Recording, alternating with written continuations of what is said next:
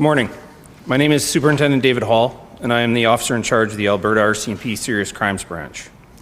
The Serious Crimes Branch is responsible for providing specialized investigative services and support in a range of serious criminal investigations across the province. In particular, the branch investigates all homicides occurring within RCMP jurisdiction throughout the province, and we also have a dedicated historical homicide unit. We're announcing today that we have linked 4 previously unsolved historic homicides from the 1970s to a now deceased serial sexual offender. Further, the Alberta RCMP believe that this offender may be responsible for more unsolved homicides and sexual assaults in Western Canada. In 1976, Eva Dvorak and Patricia McQueen, Patsy as she preferred, were both 14, living in Calgary, attending junior high. The teenagers were friends, spending time together both in and out of school. On the late evening of February 14th, 1976, Eva and Patsy were last seen walking together in downtown Calgary. The following day, at approximately 10:40 a.m., their bodies were found laying on the road underneath the Happy Valley overpass on Highway 1, west of Calgary. In the spring of 1976, 20-year-old Melissa Rahorik moved to Calgary from Ontario with the hope of new opportunities. At the time of her death, Melissa was employed as a housekeeper, living at the YWCA in downtown Calgary. Melissa was last seen on the evening of September 15th, 1976, by a roommate. She had intended on hitchhiking out of the city during her days off. The following day, at approximately 10:50 a.m., her body was located in the ditch on what is now known as Township Road 252, approximately 22 kilometers west of Calgary. In 1977, Barbara McLean was a 19-year-old Calgary resident. Originally from Nova Scotia, Barbara had moved to Calgary only 6 months prior and was working at a local bank. On February 25th, 1977, Barbara attended the Highlander Hotel Bar in Calgary with friends, and she was last seen walking alone away from the hotel in the early morning hours of February 26th. Approximately 6 hours later, Barbara's body was discovered in the area of 6th Street and 80th Avenue Northeast, Calgary. At the time, this location was outside of the Calgary city limits.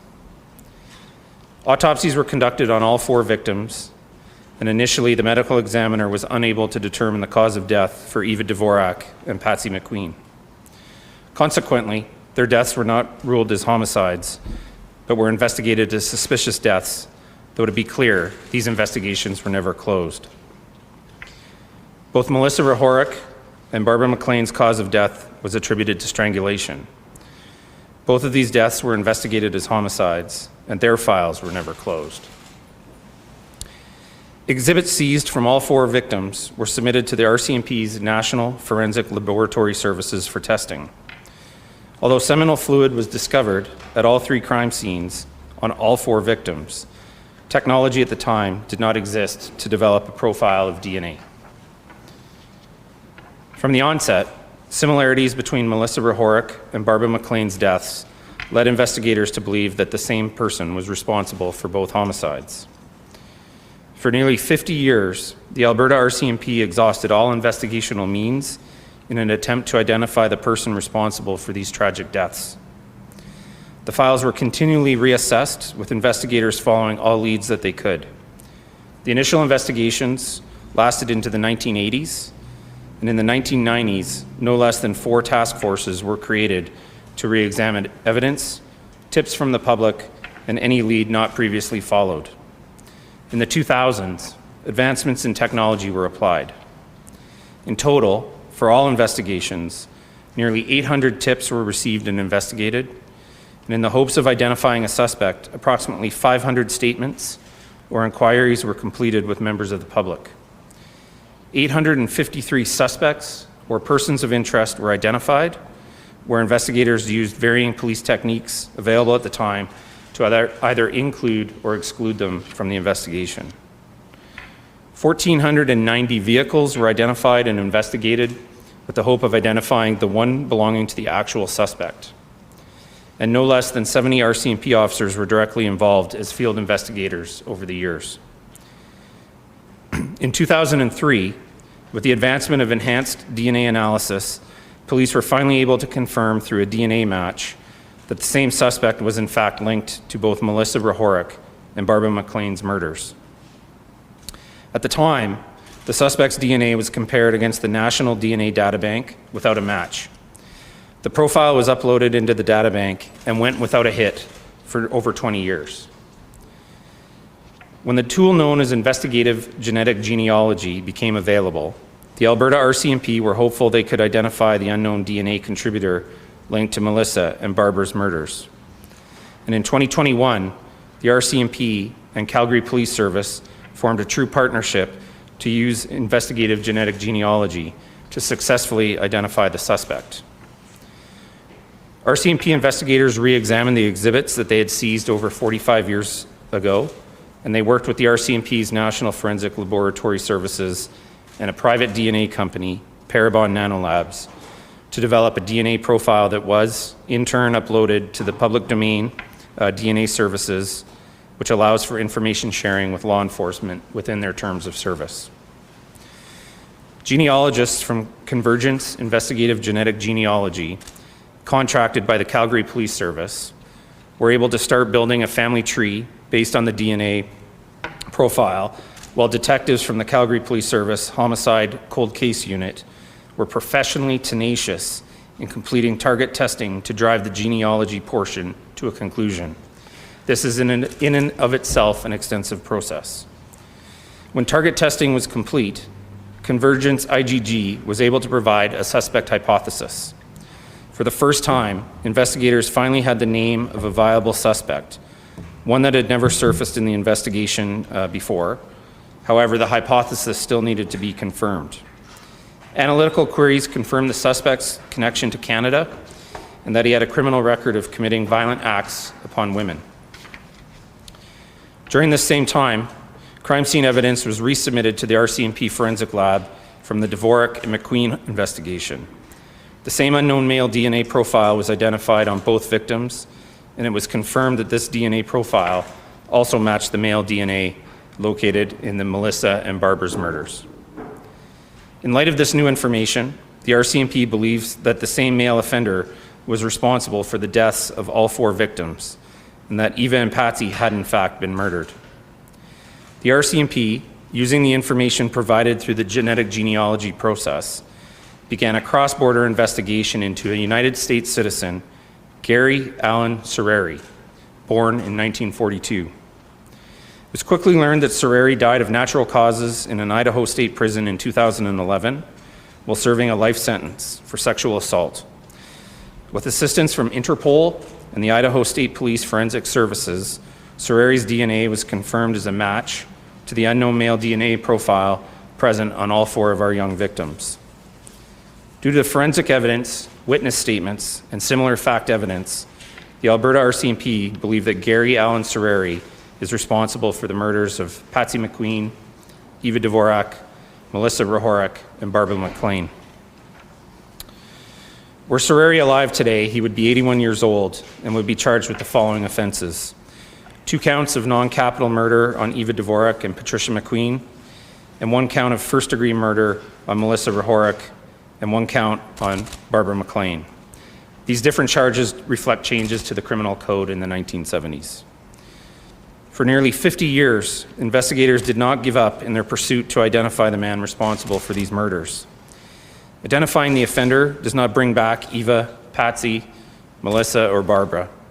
It is my true hope that their families are finally able to have some answers as to what happened to their loved ones all those years ago. The RCMP would like to thank the Calgary Police Service and Convergence Investigative Genetic Genealogy for their assistance and support throughout the course of this investigation. Forming these partnerships was the catalyst that helped bring this investigation to a close.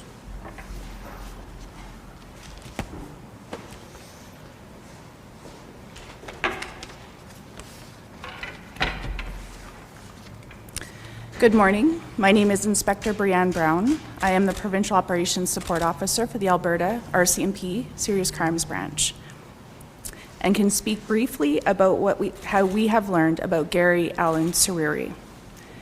Through the background investigation into Sweary, members of the Alberta RCMP Historical Homicide Unit were able to establish the following. Gary Sweary was a U.S. citizen who was residing illegally in Canada at the time of the murders. Prior to coming to Calgary, Sweary had already obtained an extensive criminal record in the United States for sex-related offenses, including forcible rape, kidnapping, burglary, and what was then known as sexual perversion. Sweary fled from the U.S. sometime during 1974 after posting bail for a rape charge in California. He lived under the aliases in Calgary in 1976 and 1977 that included, but were not limited to, Willie Blackman and Rex Long. He used at least 9 different aliases during his lifetime. While in Canada in the 70s and 80s, Sweary was able to illegally obtain provincial identification and was able to register for social assistance with these aliases. He lived a transient lifestyle and worked occasionally under the table as a cook. He never maintained any close male relationships during his lifetime in Canada. Sweary was adept to frequently changing his appearance, his place of residence, and his vehicles. Through investigation, RCMP believed that Sweary was living in Calgary between the years of 1975 and 1979. In 1979 and onwards, Sweary is believed to have lived in the Lower Mainland, Sunshine Coast, and the Fraser Valley areas of British Columbia. In 1998, he was convicted of a sexual assault in New Westminster, British Columbia, and was sentenced to 5 years in prison. After completing his sentence, he was deported back to the United States in 2003. Sweary was again convicted for sexually motivated crime in Idaho, was sentenced to life in prison, and died while incarcerated in 2011. We know that Sweary's criminality spanned decades over multiple jurisdictions and numerous aliases. The Alberta RCMP believe there will be more victims. We are asking the public to assist in further establishing Sweary's timeline in Canada. It is particularly concerning that Sweary appears to have no meaningful contact with law enforcement agencies within Canada since he illegally entered the country in the mid-1970s. Until he was arrested, charged, and convicted for the New Westminster assault in 1998. At present time, while we are cognizant of Sweary's known timeline in Alberta up to 1979, the Alberta RCMP have not associated him to any other unsolved homicides, either through forensic evidence or witness accounts. If you recognize Gary Sweary or knew him by one of his many aliases, the Alberta RCMP want to hear from you.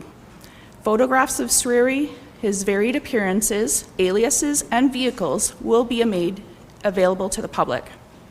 For tips and information on Sweary, please contact the Alberta RCMP Historical Homicide Unit. We will be posting an email address, and the phone number is 780-509-3306. Eva, Patsy, Melissa, and Barbara, you have never been forgotten, and your memories will live with us forever. To the loved ones, families, and friends of other unsolved homicide victims, the Alberta RCMP would like to assure you that no case is ever closed and that investigators are tirelessly invested in pushing these investigations forward with the advancement of new technology, partnerships, and new information. Thank you. Gendarme, en français, s'il vous plaît.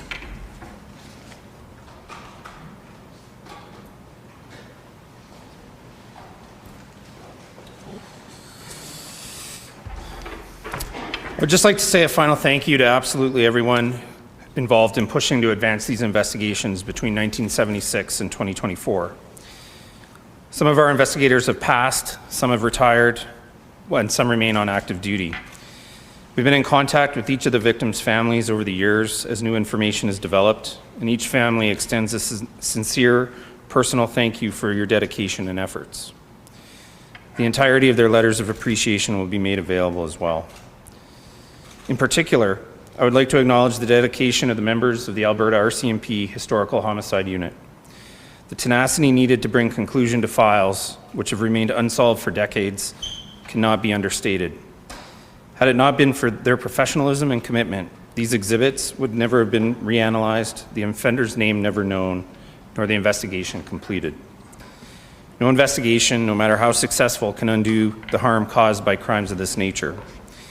The tireless dedication, however, of all employees of the Royal Canadian Mounted Police and our partners allows us to bring answers to the families of the 4 young women robbed of their features. Thank you.